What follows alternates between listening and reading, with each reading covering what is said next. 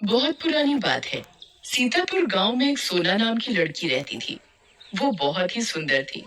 इतनी सुंदर होने के बावजूद भी उसकी शादी नहीं हो पाई थी। उसकी शादी ना होने की वजह से सोना के माँ बाप बेहद परेशान रहते थे। सोना के माँ बाप को जो कोई भी उपाय बताता वे सभी उपाय करते, पर तब भी सोना की शादी नहीं हो पा रही थी। एक दिन की बात है। गांव की एक औरत जिसका नाम रामकली था, वो सोना के घर आती है। सोना की माँ, अरे सोना की माँ, अरे अम्मा आप आज यहाँ कैसे? सब ठीक तो है? हाँ हाँ सब ठीक है। तू अपनी बता, सोना बिटिया की शादी की कहीं बात बनी? अरे कहाँ अम्मा, कहीं बात नहीं। तू चिंता मत कर, सोना की शादी जल्दी ही हो जाएगी और अच्छा रिश्ता भी मिलेगा। रामकली की ये बात सुनकर सोना की माँ की आंखों से आंसू निकल आते हैं। सोना की माँ, गांव के किनारे जो मंदिर है उसमें एक पुजारी जी रहते हैं। वो बहुत ही विद्वान है।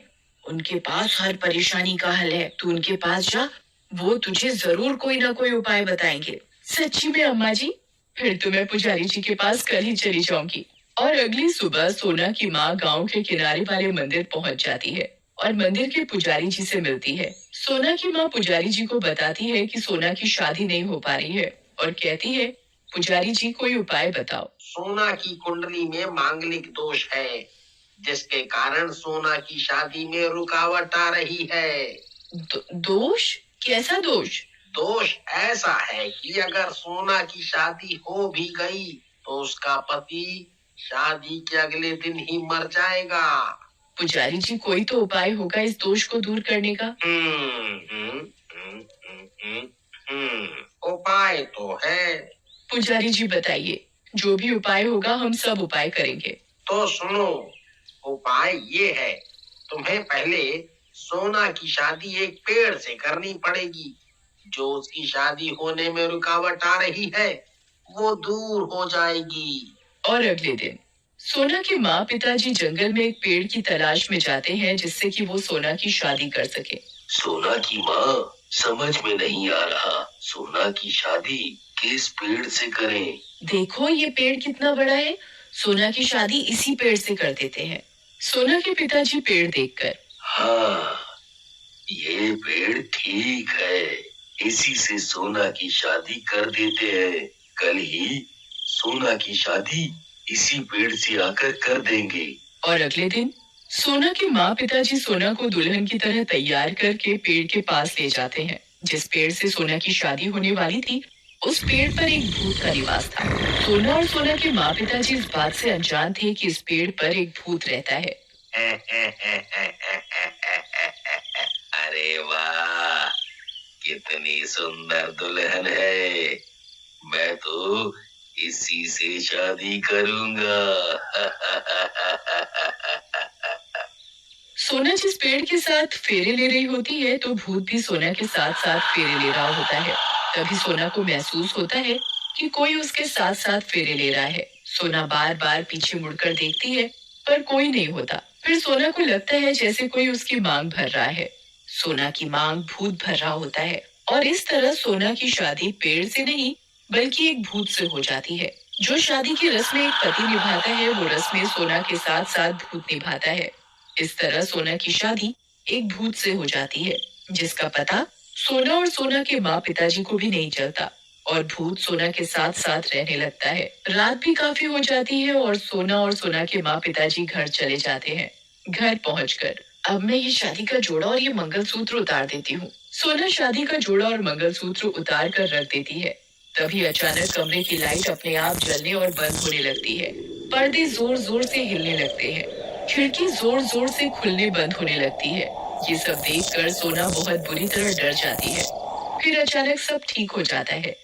ये सब सोना का पति भूत कर रहा होता है। रात भी बहुत हो चुकी है और थकावट भी बहुत हो गई है और सोना सो जाती है। तभी आधी रात को 12 बजे सोना पानी पीने के लिए उठती है।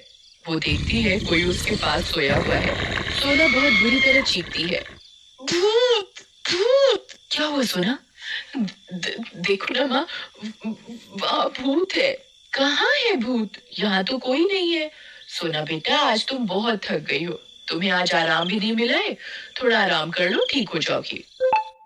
और अगली सुबह सोना सोकर उठती है तो देखती है उसके गले में मंगलसूत्र डला हुआ है, उसके हाथों में लाल चूड़ियां और मांग में सिंदूर डला हुआ है। ये सब देखकर सोना हैरान हो जाती है कि ये सब कैसे हुआ, कौन कर सकता है। तभी सोना के पिताजी आवाज लगाते हैं। सोना की माँ, सोना की माँ। अरे क्या हुआ, इतना शोर क्यों मचा रहे हो? सोना की माँ, बात ही ऐसी है, तुम सुनोगी तो खुशी के मारे पागल ही हो जाओगी। अच्छा, ऐसी कौन सी बात है, बताओ तो जरा।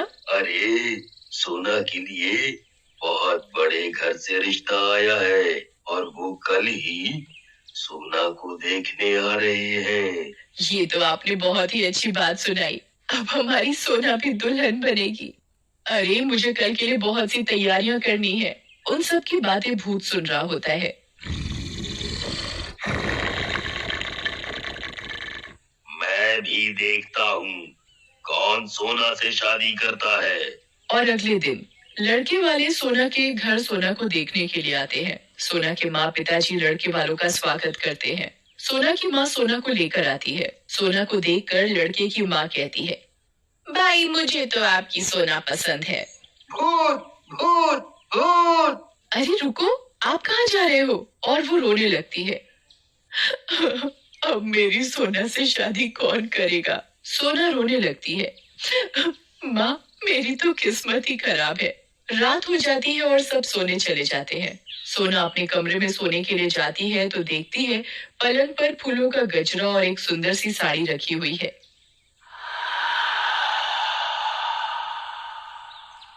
अरे ये सब किसने रखा? तभी भूत वो गजरा सोना के बालों में लगाता है।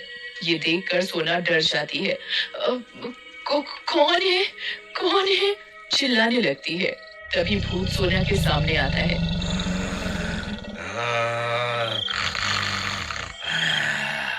सोना, डरो मत, मैं तुम्हारा पति हूँ, तुमने मुझसे शादी की है। मैंने तुमसे कोई शादी नहीं की है और तुम एक भूत हो, तुम मेरे पति नहीं हो। भूत सोना को पेड़ से शादी करने की सारी बात बताता है। सोना ये सुनकर बहुत रोती है। ये नहीं हो सकता, मेरी शादी भूत से नहीं हो सकती। और अगले दिन सोना अपनी माँ को भूत से शादी की सारी बात बताता है, पर सोना की माँ सोना की बातों पर विश्वास नहीं करती। सोना, ये सब तेरा वहम है, ऐसा कुछ नहीं है। तेरी शादी नहीं हो पा रही है ना, इसीलिए तुझे वहम लग रहा है। और अगले दिन एक और लड़का सोना को देखने आता है। जब लड़का सोना से मिलता है और शादी की बात करता है, तभी उसे सोना के साथ खड़ा भूत दिखाई देता है। वो बेहद ही भयानक दिख रहा था। भूत भूत भूत। तभी भूत लड़के को एक जोरदार थप्पड़ मारता है। लड़का बुरी तरह घबरा कर भाग जाता है। और रात को सोना की माँ पिताजी अपने कमरे में सो रहे होते हैं, तभी भूत उनकी चादर खींचकर नीचे फेंक देता है। अरे मेरी चादर नीचे कैसे गिर गई? जैसे ही वो चादर उठाने के लिए नीचे झुकती है तो उसके पलंग के नीचे से एक हाथ निकल कर सोना की माँ को गिरा देता है। अरे मुझे नीचे किसने गिराया? वो पलंग के नीचे झांकती है, उसकी चीख निकलती है, भूत भूत। भूत सोना की माँ का गला पकड़ लेता है और कहता है, करेगी सोना की शादी। तुम कौन हो? छोड़ दो मुझे, तुम चाहते क्या हो? कौन हूँ मैं? दामाद हूँ मैं तेरा। मेरी सोना से शादी हो गई है, सोना सिर्फ मेरी पत्नी है, मैं तुम सबको मार डालूंगा। सोना के पिताजी भी आवाज सुनकर जाग जाते हैं। सोना के पिताजी भूत से सोना की माँ को छुड़ाने की कोशिश करते हैं, पर भूत उन्हें भी पकड़ लेता है। तभी सोना अपने माँ पिताजी का चीखने चिल्लाने की आवाज सुनकर उनके पास जाती है। छोड़ दो मेरे माता पिताजी को, इन्होंने तुम्हारा क्या बिगाड़ा है? चले जाओ यहाँ से। मैं तुम्हें छोड़कर कहीं नहीं जाऊंगा। अगर तुम नहीं गए तो मैं अपने आप को मार डालूंगी। तुम ऐसा कुछ नहीं करोगी, मुझे पता है तुम अपने माँ पिताजी के बिना नहीं रह सकती। सोना अपना मंगलसूत्र, शादी की चूड़ियां और शादी का जोड़ा लेकर आती है और उस पर मिट्टी का तेल डालकर आग लगा देती है। नहीं नहीं, तुम ऐसा नहीं कर सकती। और भूत जलकर भस्म हो जाता है। इस तरह सोना का भूत से पीछा छूट जाता है और उसकी एक अच्छे लड़के से शादी हो जाती है।